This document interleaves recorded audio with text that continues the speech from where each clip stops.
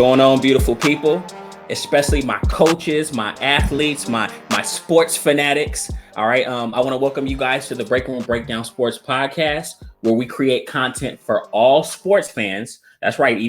Even the casual ones, the people that don't watch sports. All right.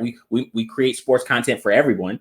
All right. So today is actually going to be very fun. Not only are we in episode 5, so we're moving along, but today we're going to do something that we haven't done on the Breakroom Breakdown. We're going to talk some tennis. And you guys heard me correctly. We're talking tennis. We're having the Missing Point podcast host, Myles David. He's literally going to come on and he's going to break down the game, and he's going to update us, give us some current topics, some current events in the tennis world.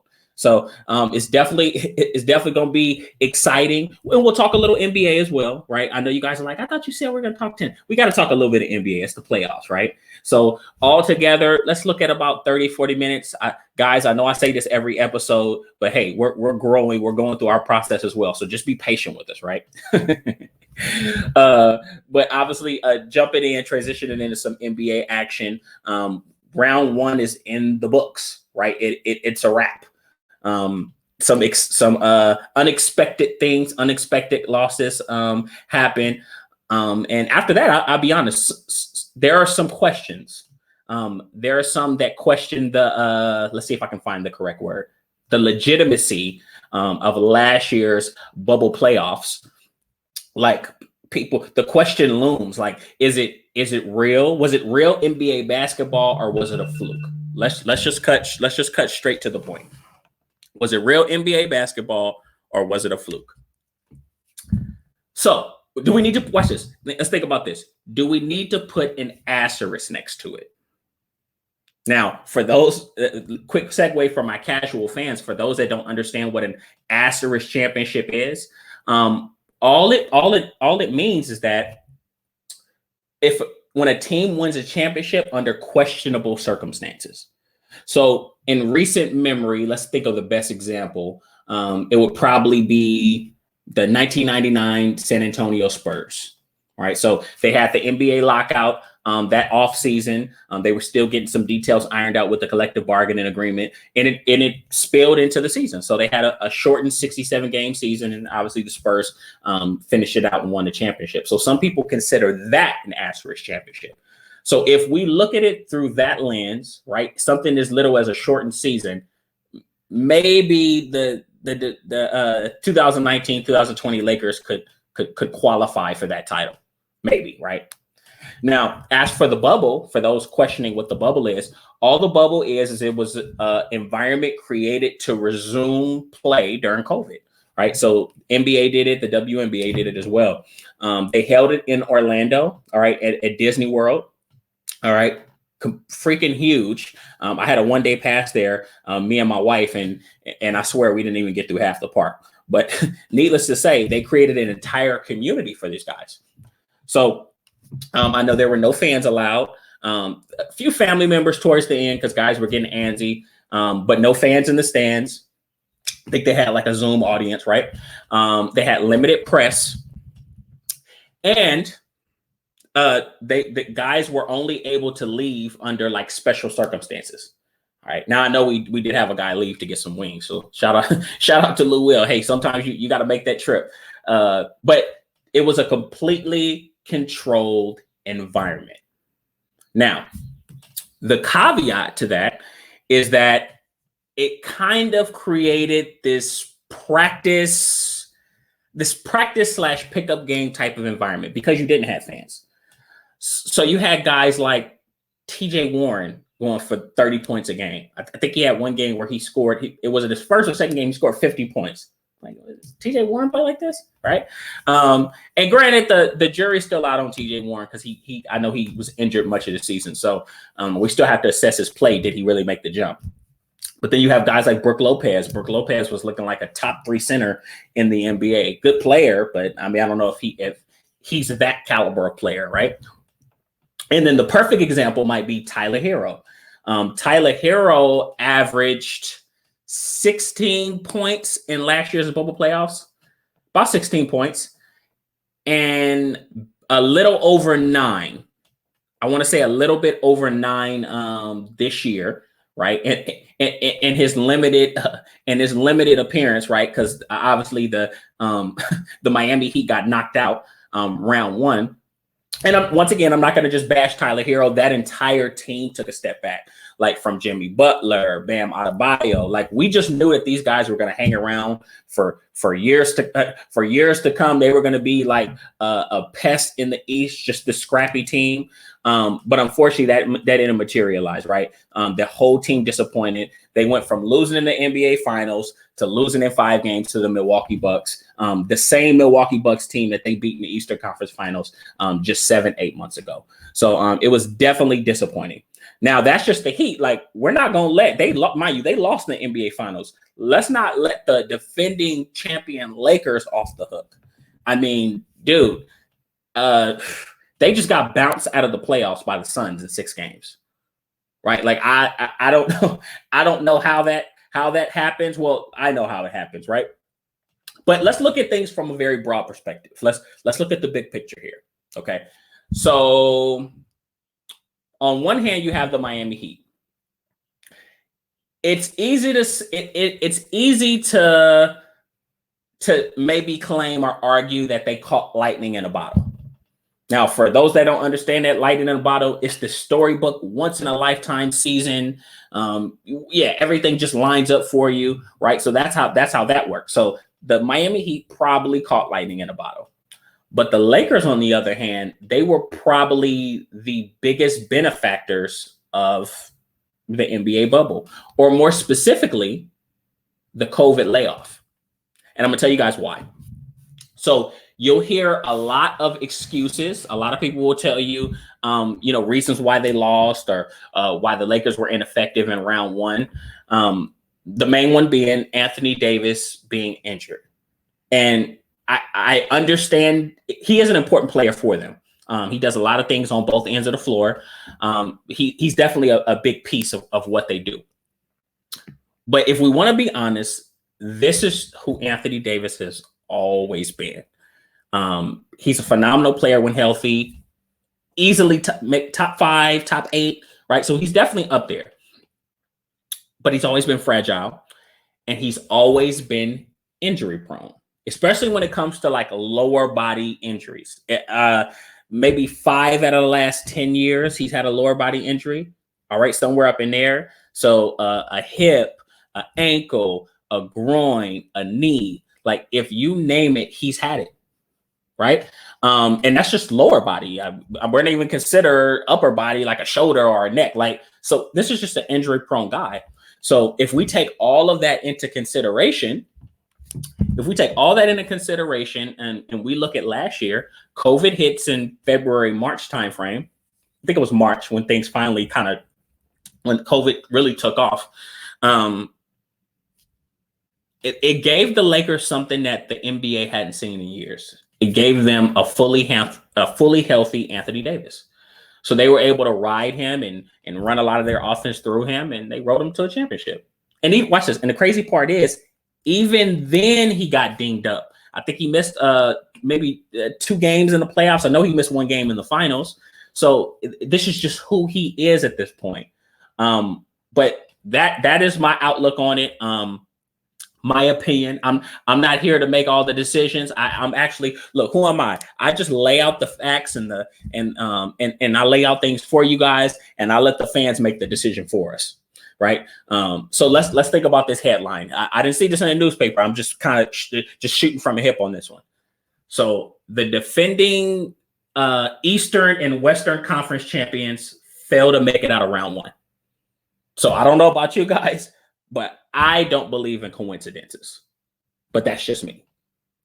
But speaking of coincidences, I told you guys we're going to talk some tennis. We actually have Myles David here in the waiting room. Let's get him in here so he can educate us and take us to school on the game of tennis. Myles, can you hear me? Yeah, can you hear me? Yes, I can hear you fine. How are you doing today? I'm doing pretty good, man. How are you? I'm doing good. How's everything over there in Louisiana? Everything is everything, and it's a little bit of hot, but a lot of hot. But we're making it do what it do. We're making it do what it do. Trying to make sure you can see me, and Oh, I mean, you're fine. You probably move your mic a little bit to the side. Yeah, just trying to make sure you can see my mouth moving. There we go.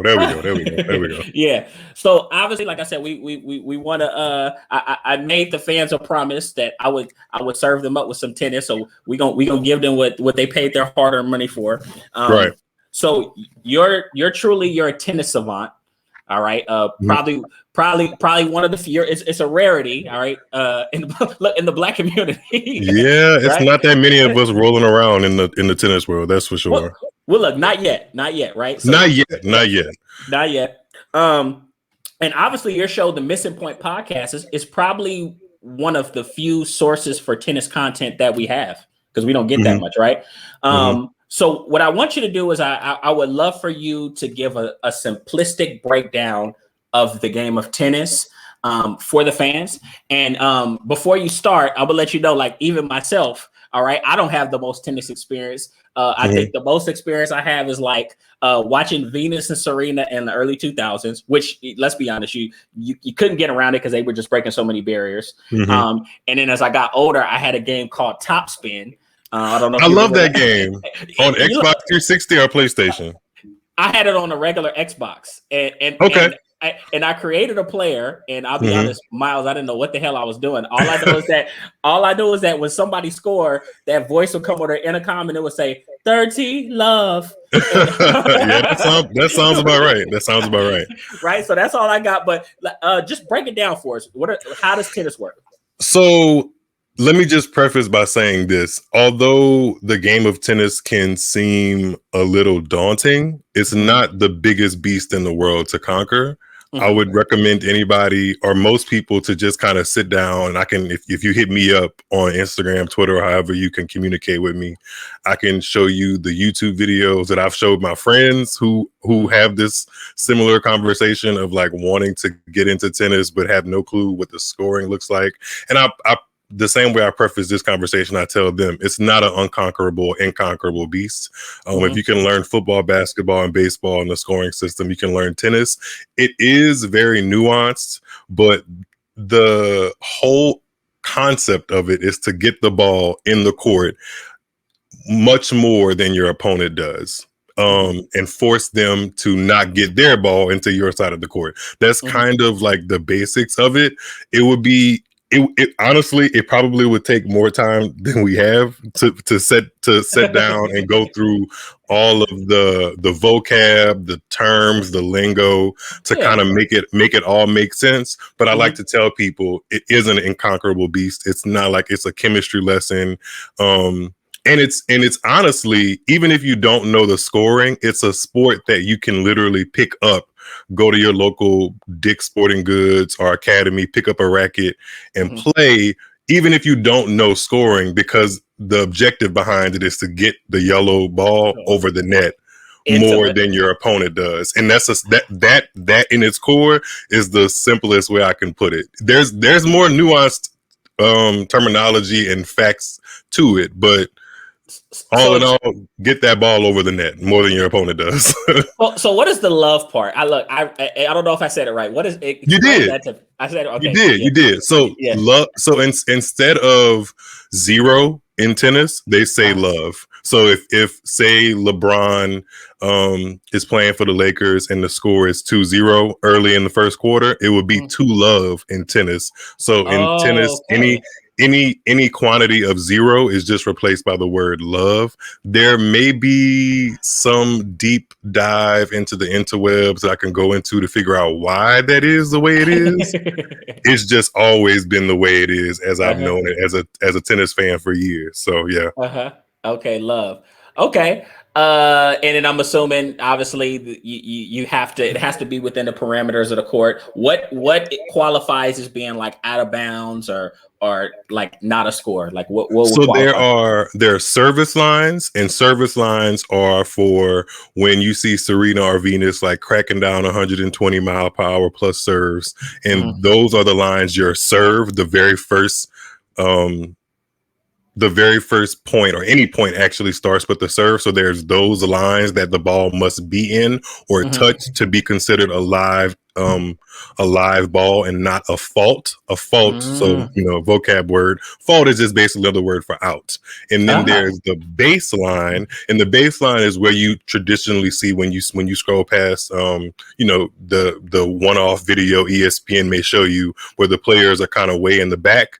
That line that they're behind is called the baseline, and it's called that because that's the base of where most of the players find their success, and the base of where most points are created. That's where you start. That's where you build your rallies. Oh, wow. And what is a rally? A rally is basically the yellow ball going back and forth. Oh, okay. The entire time. A rally, it encompasses the entirety of what you're trying to achieve. You're trying to out rally your opponent or win more rallies than your opponent. So it's like a back and forth sequence. Basically. Yeah. Almost. So it's almost like ping pong, but on a much grander scale. Yeah. Like ping pong. Mm-hmm. Okay, all right. Look, hey, I'm learning some things today. Okay, so if those are the basics of the game, explain like the championship / tournament system. Is it similar to golf, like a tour? I don't know. How does it work? You know what's funny? Most tennis, maybe I shouldn't say most. A lot of tennis fans are also golf fans. I'm the rarity that isn't. I could never really get into golf, so I can't really compare it to golf, although I think there may be a comparison. I'm just not that guy that makes it make sense that way. I kind of liken it to a basketball season.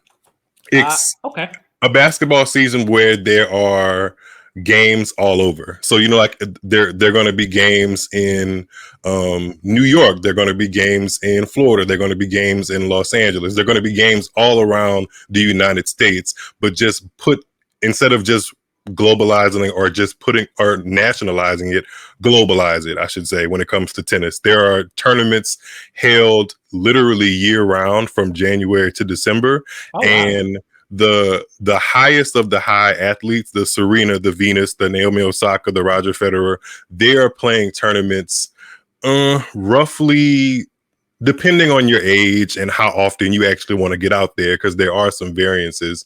You're basically touring the world and touring these tournaments weekly to basically gain points and gain prize money. And the more points you gain, the goal is to become number one. So when players are introduced and say they're number one in the world, that means they've currently accrued the most points that year. From that year or in that season from playing the biggest tournaments. And the biggest tournaments, of course, I call them like the Super Bowl of the sport. We have 4 of them. There's Australian Open in January. There's Roland Garros, which we're currently in right now, which is from May to June. Then right after that, not far after Roland Garros, or the French Open, I should say, the French Open is Wimbledon in London. And then towards the end of the summer, Labor Day weekend, all in the mix of that is the U.S. Open in New York. Those are the 4 Super Bowls that most professionals try to gear up for and try to perform their best at. And those that perform their best there usually end up becoming world number one or very close to it. And in between those tournaments are lead up tournaments to get ready for those big Super Bowls, if that makes any sense. So, wow. So this is something I never knew. I didn't know tennis was a year-round sport. I thought there was a season. There's no season. So they've tried in recent years to give the players more of a rest, because although tennis is not necessarily a combat sport, it is one of the roughest sports on your joints and on your body as a whole, because it's, especially if you're playing singles, it is just you out there and you are the captain of your own fate. So your body is just doing the whole thing. So multiply one match of doing that, and the average match is like maybe 2 hours times 25 matches, 25 to 30 matches a person might play in a year. It can be kind of taxing. So they've tried in recent years to kind of give the players a November, December kind of off season. But even in that, there are players that we don't really hear about, honestly, that don't make the ESPN ticker, that have access to tournaments, like I said, that are year round. But for the elite of the elite, they usually can take a break from maybe mid to end November until Christmas, and then right after Christmas is when the summer starts down under in Australia. So around Christmas time is actually when it starts to get going in preparation for the first Super Bowl or first Grand Slam in Australia. So there's a small, maybe 6 to 7, maybe 8 weeks top period where you can't find like the really top professionals playing, but outside of that, it's year round. So they work a regular 9 to 5. Pretty much.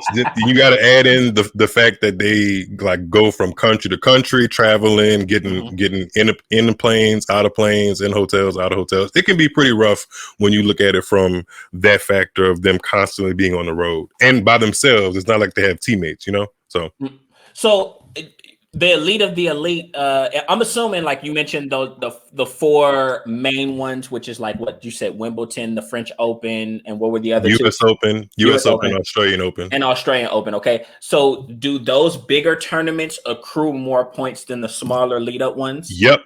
Those are the tournaments where you can get the biggest prize money and the biggest points. So usually, if somebody does well one of those tournaments, the week after, the rankings show that. So their rankings are usually going to elevate because they won that tournament. I think you can win up to 1,000 ranking points if you win. I think that's somewhere around there, 1,000 plus ranking points. And then everybody on the tour has points accrued to their name. So if you win 1,000, you're doing something very, very good for sure. Oh wow! Okay, all right. So you have some players literally take the leadoff tournaments off and not playing them. It depends. It depends on how you try to make a living. Most people don't. And it also depends on your age and how long you've been doing it. But the average tennis player usually takes full advantage of those warm-up tournaments before they go into the French Open or Wimbledon or the US Open, because it kind of gears them up. One, like physically, and they can kind of find their form.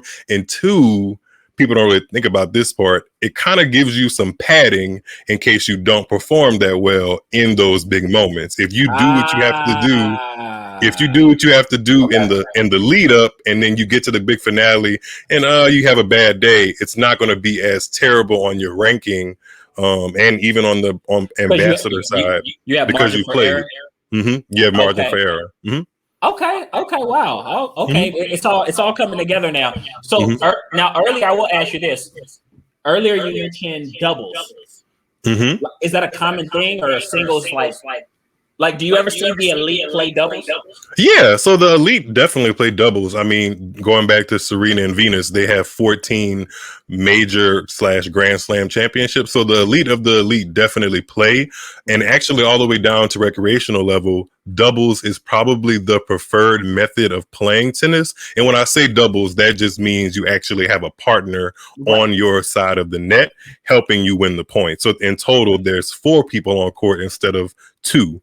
And it's actually preferred because you don't have to take up as much of the court, and as far as running around and stuff like that. And the older you get, the likelihood that you probably specifically play doubles, it kind of goes higher, because again, like I said, you cover less of the court, and it's just kind of in some ways more fun. And it's a good way to actually get into the sport, especially if you are more of, if you're, I guess, what's the word?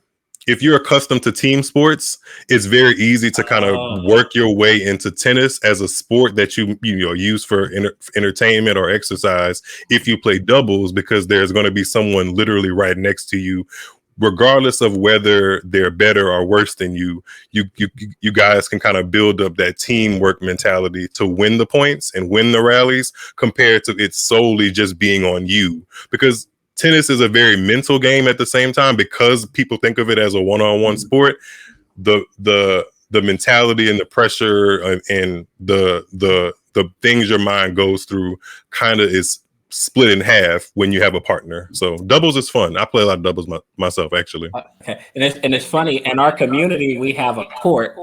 And I've never used it, but I keep telling my wife, like, man, we need to get some rackets and just get out there. Right?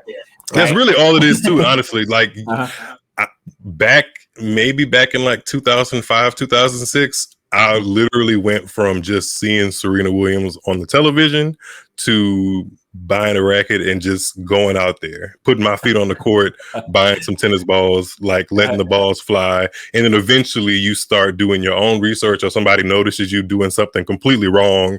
And you're like, okay, maybe try it this way. And it just builds up the affinity for the sport and playing it well. But the first step is just getting out there. Look, that's the first step to everything, right? Just starting, right? So for sure. So obviously, we can't talk. We just talked the tournament championship. It's impossible to talk tennis and not talk Naomi Osaka. At this current moment in 2021, yes, it is. Yeah, look, it's virtually impossible. So before we get into current events, right? Because I know there's some things she's going through right now. What makes her like it? In tennis, what makes her special? Like, what has she done, or what is she doing that sets her apart from her competition? That's a good question. So just looking at it on paper, she's a 4-time Grand Slam major winner. And I use the word Grand Slam and major interchangeably because they can be used interchangeably. But essentially those tournaments I was describing, the Australian Open, Wimbledon, US Open, she's won those 4 times. And a person that's 23 years old, going on the ladder that she's on, is catching people's eyes because she's winning at a really, really high rate. And she kind of came out of the gate winning, like her very first tournament, although it wasn't a Grand Slam. It was one of those tournaments that lead up to the Grand Slams that were kind of the big ones. So she's eye-catching, just from from an aesthetic point, watching tennis. She's very powerful. She's a very good mover on the hard court. She makes the sport look interesting. And she's winning. Like since 2018 to 2021, she's won a Grand Slam every single year. So she's making herself relevant by winning on the court, and she's doing the brand development and stuff like that, working with Nike, working with other brands to really get her name out there. And she is, I don't know if she's specifically in the Generation Z market, but she's the closest thing that tennis has to a young representation, because a lot of the sport gets a very bad rep for being like an older elitist kind of sport. And if you look into her history, she's not been an elitist. She's young. She's cool. She's hip. She's now, and that's why a lot of people kind of gravitate towards her. And obviously it only helps that she's with she's like, her boyfriend is Corday, right? I didn't realize they were a thing until like last September that just passed. And I was like, oh, okay. You're better than me. I think I just learned a month ago, but I can see how it's attractive to the younger generation that are, guys that are just 18, 19 years old right now. To me, they're a very cool young couple. You got a rising hip hop star and obviously a rising tennis legend, right? Yeah, for sure. They're both going in the right direction. And I mean, she just really has, like, the world is her oyster, especially tennis wise. I know in the media the past couple of weeks it's been looking a little rough for her, but if you take a step away from that, she's been doing what she's been doing for a little minute now. She's been doing it well, especially in comparison to her peers. Her peers that are in that same age range, she's been kind of separating herself. So it's been interesting to watch for sure. Okay, so you mentioned Grand Slam. So a Grand Slam is just winning all four tournaments? Majors? So technically, there's something called a calendar year Grand Slam, and that would be if you win the Australian Open in January, the French Open in May, Wimbledon in July, and then the US Open in September. That is a very rare jewel in the sport. And that's called a calendar year Grand Slam because you've won all those 4 Super Bowls in the same year. However, I don't know who started this whole mythology of calling stuff what, but more traditionally in modern terms, a grand slam is just one of those things, basically. And it kind of helps give that tournament a more Super Bowl-ish effect, you know? Mm-hmm. Yeah. That's what it kind of does. And then also people call them majors because they're a major tournament in the sport. Mm-hmm. Okay. I told you I'd be here all day trying to explain that lingo and make it make sense. No. I'm loving it. Like I said, I'm literally fans before your eyes. Kenneth is becoming a tennis expert, so it's happening little by little. I'm trying. No, you're doing your job. So obviously, we're looking at the current stuff. Let's see. She withdrew from the French Open. And the Wimbledon tune-up in Berlin. And I know a lot of people are saying like mental health reasons, which you just told me their schedule, and Jesus Christ, it maybe it makes a little sense. How does that, her being who she is, how does that impact the tennis world? Is it positive? Is it negative? Like, talk to us about that. So I think I guess background to that, she has not done the things that people are synonymous with her doing on a specific surface that they play on in tennis, which is clay. And clay is an actual, like, almost like a dirt-like surface. They use crushed brick, and the surface actually moves so people can slide on it. You can get dirty on it. And her results on that surface have not been the best in comparison to the hard court, the court that you can see kind of in like your apartment complex, stuff like that.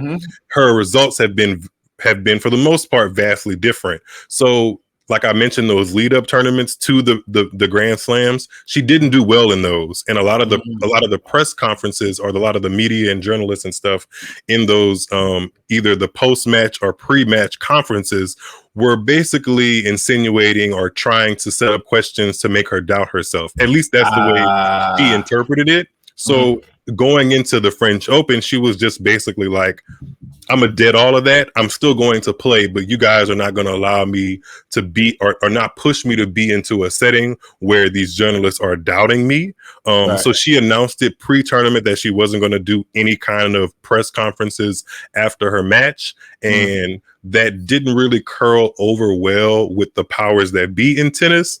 And in my opinion, it didn't curl over well because, one, this is the same woman who rewind 8 or 9 months ago was wearing masks across her face with people who had died to police brutality. So there was already this feeling that she was kind of like a political sports figure, almost like Colin Kaepernick-ish. There was already that feeling, but in my mind, they kind of let her slide because the timing of it was great, and she didn't do anything too robust. She wore a mask, right? She wore a mask. Yeah. In this situation, it was almost as if the powers that be, again, and I use that term a lot because there are a lot of powers in tennis. They kind of felt like she was getting too big for her britches in saying that, especially because I guess in most sports, like passing up a press conference after a major sporting event can accrue a fine. Yeah. And she acknowledged that and said that she had no problem in paying it. So I guess that added a little bit more fuel to the fire as to why they thought that she was getting too big for her britches. So remember those 4 Grand Slams I mentioned, which doesn't really happen often, but they all collectively came together and warned her that if she doesn't participate in those post-match conferences and keeps accruing the fines, that they're going to disqualify her for the tournament. So they basically put her in a predicament where she was either going to have to do something that she said she was uncomfortable with in the first place, or withdraw. And she chose to withdraw so that everybody can kind of just get back to tennis and not make it about her. But in actuality, she started the conversation of athletes being aware of their mental health and the organizations that these athletes participate in acknowledging that these athletes have to take care of their mental health, if that makes any sense. No, that makes absolute perfect sense. You really broke this down for me. I'll be honest. I see it. and it looks like juicy news, but I just obviously didn't know the background behind it, and I've definitely heard you said the powers that be. I don't know the lady's name. I know it was definitely someone that spoke and said that she needs to make herself available to the press and things of that nature. So it really all makes sense now. Hey, look, I'm gonna tell you guys this. Hey, look, Myles, have you seen The Matrix? Bits and pieces. I don't think I've ever sat through the whole movie, but I know it. Yeah. You know it. Okay.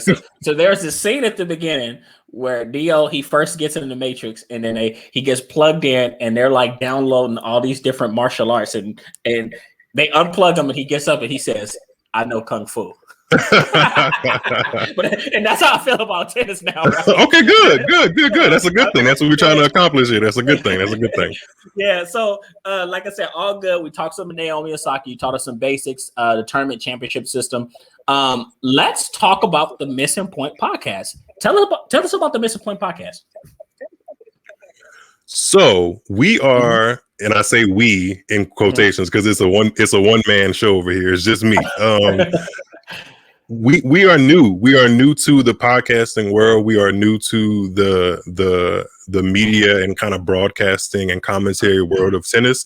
But it's always been a passion of mine to talk tennis, and I've kind of been just sitting on the idea of how I use something that people say I'm good at or is a characteristic of mine, which is my voice. Right. So I was like, so how can I use my voice and then also talk about something that doesn't necessarily feel like I am reaching to be a influencer or content producer, but just kind of feels like something I would talk about with my boys or just talk about with people that are actually fans of the sport. And that's tennis for me. So basically Missing the Point podcast with Myles David, me, is I like to use this as a funny tagline. Is if ESPN met the Wendy Williams show. and you know it's funny. I before you continue, I got the opportunity. I definitely was listening in. I listened to about one episode, and you probably summed it up the best because you guys have fun. Yeah, I try my best to give a little color to tennis because, like we were saying earlier, it has this stigma of being an old, privileged kind of clubhouse or behind closed doors kind of sport, and that is where a lot of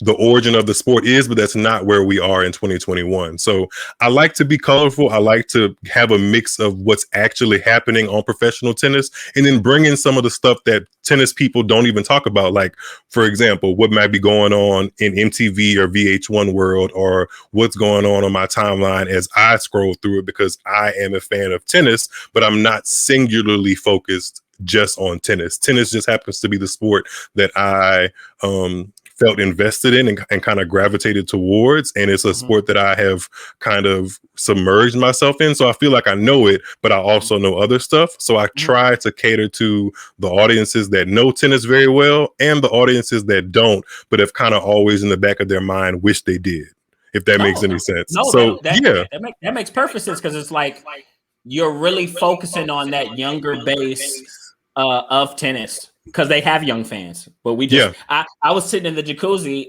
the other day, and I'm talking to this young girl gets in the jacuzzi. She's like 7, 8 years old, and we're like, hey, what's your favorite sport? And she's like, tennis. And I'm like, okay, who's your favorite player? She's like, Roger Federer. But she knew the sport. So you're literally appealing. There is a young base there. You're just making people more aware of that. For sure, yeah. There's a younger base. There are people that can actually go and pick up the sport and play it. And then in my mind, part of keeping that conversation going is looking at what the professionals are doing on television, because not only are they competing for themselves, there's an entertainment value to that as well. And I basically just pick that up and talk about it. And I give you guys the I guess the bare bones of who's winning and who's losing, but kind of just giving it my own colorful spin and putting my own Myles David kind of touch to it. Because in my opinion, the people that have been reporting and commentating and broadcasting tennis for 20 plus years, a lot of those people are still doing it, and they're boring. I wish I could say it prettier than that, but it just is. They're boring. They're boring, but the sport isn't. And because they're boring, people qualify the sport as boring, and it's not. They're not. Look, you would say that some announcers that they aren't evolving with the times at all. but hey, look, that's every sport. It's gonna commentary has evolved. I mean, look, we watch NBA on TNT, and I'll be honest, 20, 30 years ago, you're not seeing people acting the fool like that, and they have fun. Right. Yeah, making it fun and picking up on the entertainment side, because like there's a reason all these cameras are focused at you. It's because we're showing this on television. The least you could do is make it interesting, you know. Like you're paying all this money to get these rights to show these tournaments and show these elite level athletes who have been investing basically their whole lives in this. Lighten it up a little bit, like make it interesting, and make somebody who just is casually running down the guide of their YouTube TV and stopping and seeing two athletes really give it their all, not want to pass up on that opportunity to learn about tennis because the commentator sounds like he's talking about the egg omelet he just had for breakfast. You know, like that's not fun. That's not fun.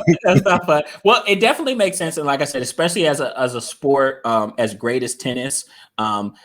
I know, like I said, for me, it's definitely a sport that I always wanted to learn. But no, everything you're saying makes sense. But outside of the podcast, where can the fans find you? How can they connect with Myles David? So Myles David, the Missing the Point podcast, is on all social platforms: Facebook, Instagram, Twitter, and now Clubhouse. And I mentioned Clubhouse because it's actually the way that I've been actually able to grow the podcast in the last couple of months, because it's almost a live podcast in a lot of different ways.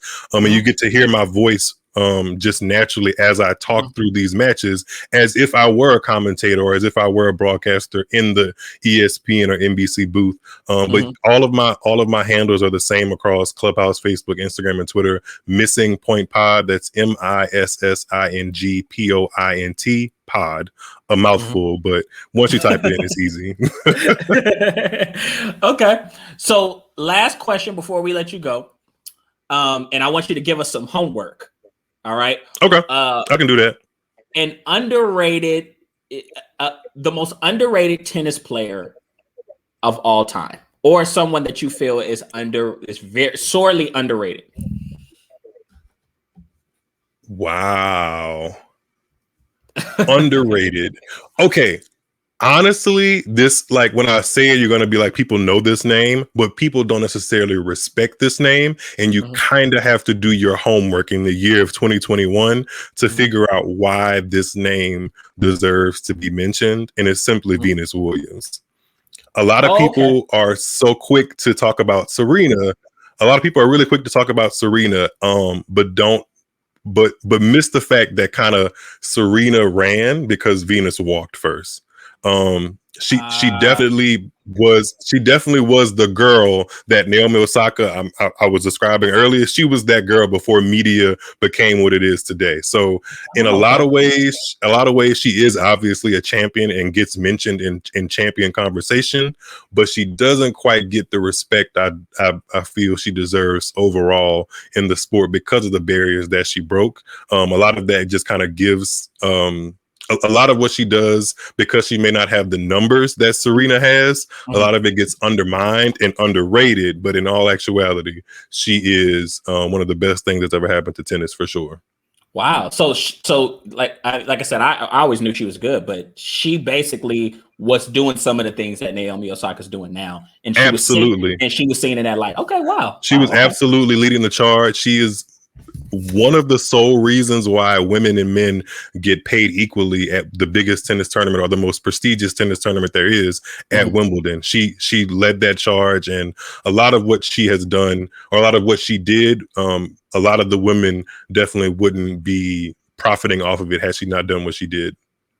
Oh, wow. Okay. Well, hey, guys, gotta do your homework. We got some homework to do. For sure. But I want to thank you for taking some time. It was a blessing having you on. Like I said, I made the fans a promise in episode 1, and they've been holding me to it. Like, hey guys, we want to talk something outside of the big three. So I definitely feel like you added a tool to my tool belt. So now I can go. I live in the suburbs in San Diego, like Poway. So I feel like I can see some I can see some guys talking tennis, and I can just butt into Man, their San conversation. Diego has a tennis scene. Like Yeah. San Diego is beautiful, and I've actually played tennis in San Diego not that long ago. Actually, me and a buddy of mine that live in California, we just were like, man, we took a small risk. I can't lie and say we didn't take a small risk in traveling during the pandemic, but we just needed to get out. And San Diego is beautiful, and we hit some tennis balls. It was a nice little session. So I think it was La Jolla tennis community. Yeah. La Jolla is that's where I was at. We were kicking it. That's a nice little scene. Yeah, good weather, good vibes. If you in California at all, you should be counting your blessings, because that's a nice place to play tennis for sure. There's a booming tennis community. Booming tennis community. Well, look, I'm about to be a part of it. After we finish here, I'm gonna go pick up my racket so me and my wife can get started. But I'm now that you told me that, I'm aware now. You know that and us fans are aware that tennis is a year-round sport. We'll definitely have to have you back on the show here pretty soon. But outside of that, once again, I enjoyed it, and this was fun. For sure. Yeah, it was definitely fun. Fans, connect with him. The Missing Point podcast. Check it out. He's also on Clubhouse. Now, I'm assuming you have a group, The Missing Point, as well? Actually, so the segment of my show where we talk specifically tennis is called Tuned Into Tennis. So if you're looking on Clubhouse, you can just type in hashtag Tuned Into Tennis. I should pop up, or like I said earlier, you can just type in Missing Point Pod, and I should pop in right there, or just search Myles David. You know, it's a fairly unique / average name, so you know I should pop up in one of those ways.